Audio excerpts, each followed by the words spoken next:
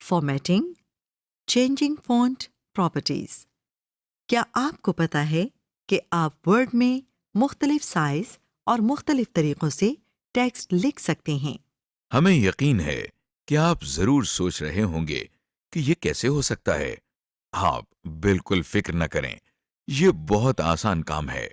हम आपको एक और चीज़ बताते हैं। जो राइटिंग आपको स्क्रीन पर नज़र आ रही है, उसे कंप्यूटर की ज़बान में फ़ॉन्ट कहते हैं। आइए अब हम आपको सिखाते हैं कि फ़ॉन्ट के साइज़ और टाइप को किस तरह बदला जाता है। सबसे पहले हम थोड़ा सा टेक्स्ट टाइप करते हैं। हर बार कोई नई फॉर्मेटिंग अप्लाई करने से पहले हम लिखे हुए टेक्स्ट को सिलेक्ट करते हैं। अब हम इस टेक्स्ट को सिलेक्ट करते हैं ताकि मुख्तलिफ तरह की फॉर्मेटिंग की ऑप्शंस इस पर अप्लाई कर सकें। अगर आप देखें तो आपको होम टैब के रिबन एरिया में 12 लिखा हुआ नजर आ रहा है। ये फ़ॉन्ट साइज़ है। इसे बदलने के लिए हम 12 के साथ नज़र आने वाले एरो के बटन पर क्लिक कर रहे हैं। हमारे सामने मुख्तलिफ फ़ॉन्ट साइज़ेस की लिस्ट आ गई है। हम इनमें से अपनी ज़रूरत के मुताबिक किसी एक पर क्लिक करते हैं। मसलन हम 16 पर क्लिक करते हैं।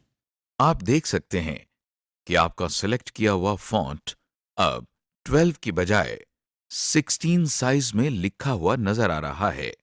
8 नंबर फ़ॉन्ट सबसे छोटा और 72 नंबर फ़ॉन्ट सबसे बड़ा होता है।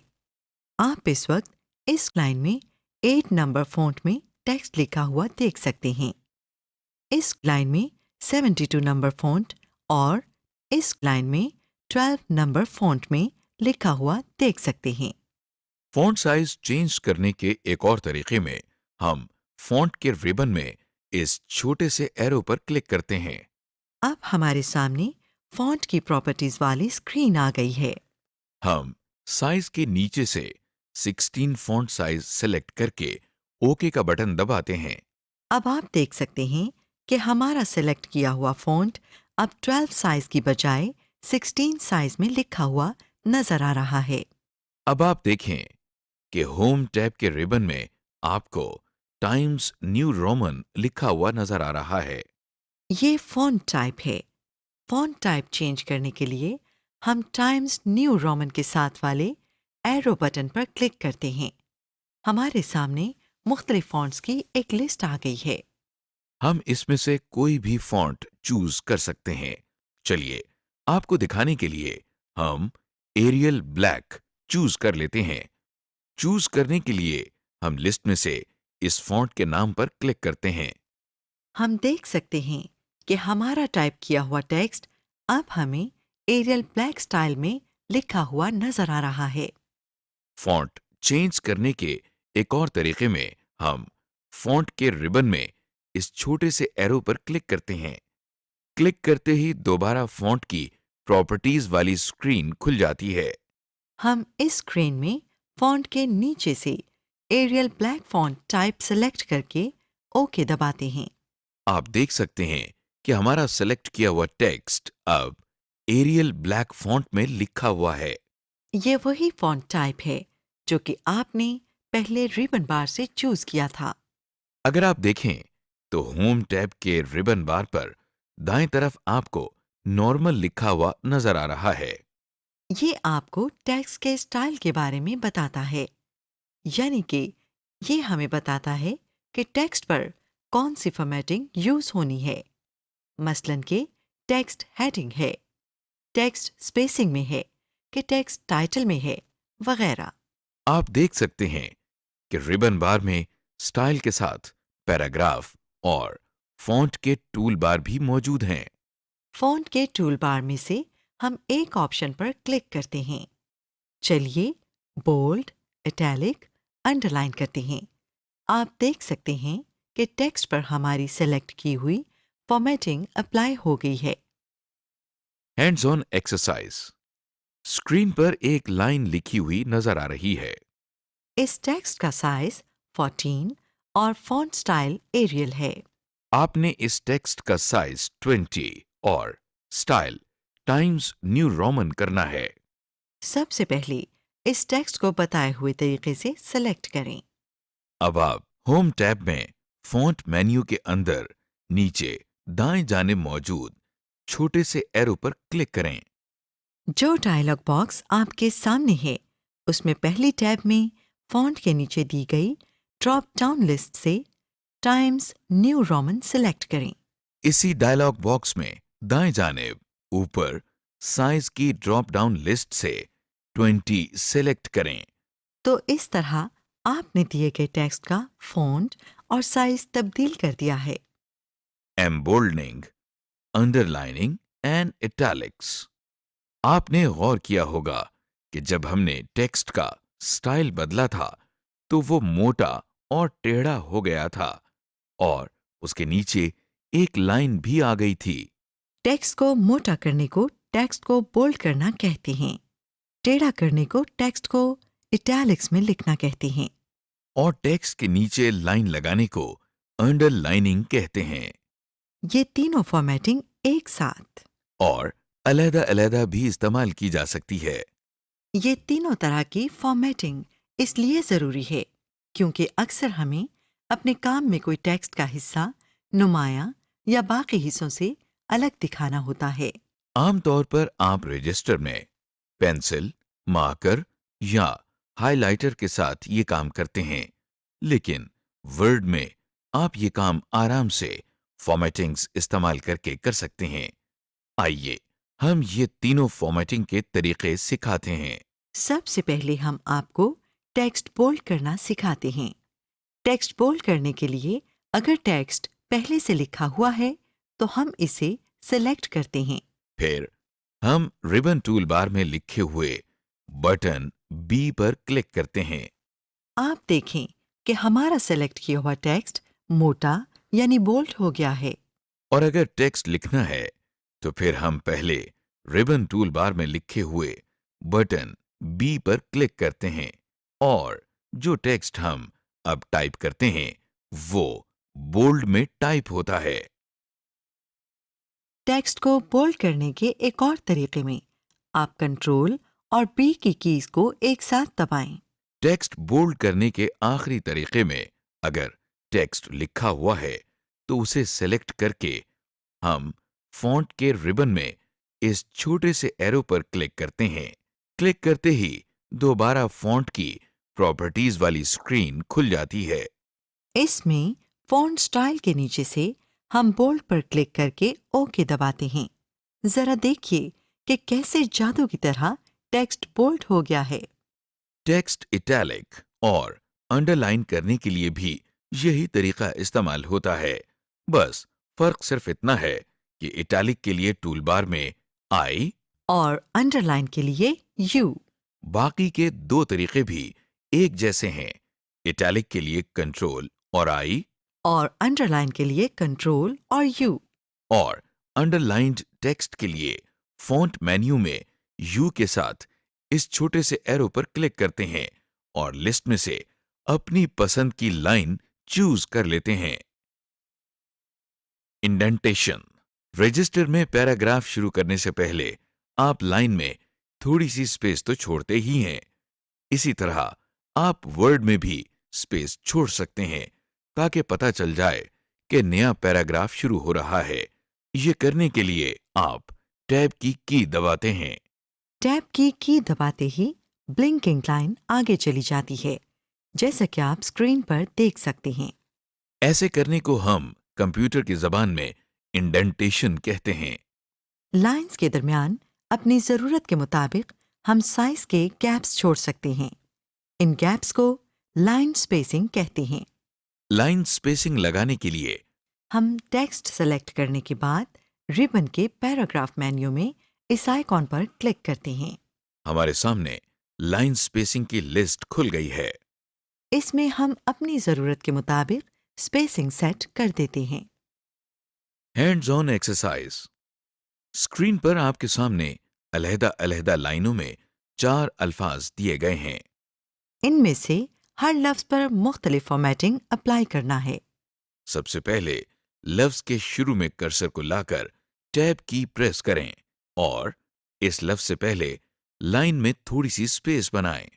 दूसरी लाइन में मौजूद लफ्ज को बोल्ड करना है इस लफ्ज़ को सिलेक्ट करें और फिर होम टैब में मौजूद फॉन्ट मेन्यू से बी को क्लिक करें। तीसरी लाइन के लफ्ज को इटैलिक करना है। इस लफ्ज को सिलेक्ट करें और फिर होम टैब में मौजूद फॉन्ट मेन्यू से आई को क्लिक करें। चौथी और आखिरी लाइन के लफ्ज़ के नीचे लाइन लगानी है। इस लफ्ज़ को सिलेक्ट करें और फिर होम टैब में मौजूद फॉन्ट मेन्यू से यू को क्लिक करें। इस तरह आपने इंडेंटेशन और लफ्ज को बोल्ड, इटैलिक, अंडरलाइन करने की एक्सरसाइज मुकम्मल कर ली। Using formatting of a selected text for more text. आखिरी तरीके में हम सेलेक्ट किए हुए टेक्स्ट पर राइट क्लिक करके कॉपी करने के लिए कॉपी पर क्लिक करते हैं। और कट करने के लिए कट पर। जब हम कोई टेक्स्ट कॉपी या कट कर लेते हैं तो फिर वो क्लिपबोर्ड में से डॉक्यूमेंट में जाता है। टेक्स्ट इंसर्ट करने के लिए हम उस जगह पर जाएंगे जहां पर इसे इंसर्ट करना है और फिर हम कंट्रोल और वी की कीज एक साथ दबाते हैं और टेक्स्ट क्लिपबोर्ड में से उस फाइल में आ जाता है। या हम होम के टैब से जाकर पेस्ट पर क्लिक करते हैं और टेक्स्ट क्लिपबोर्ड में से उस फाइल में आ जाता है। या हम उस जगह पर राइट क्लिक करके पेस्ट दबाते हैं और टेक्स्ट क्लिपबोर्ड में से उस फाइल में आ जाता है।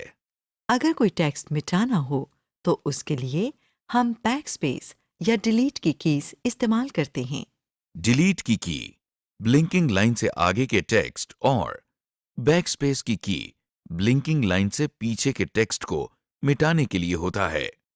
डेटा सेलेक्ट करने के बाद हम बैकस्पेस या डिलीट की कीज दबाकर इसे खत्म कर सकते हैं। Changing text colours.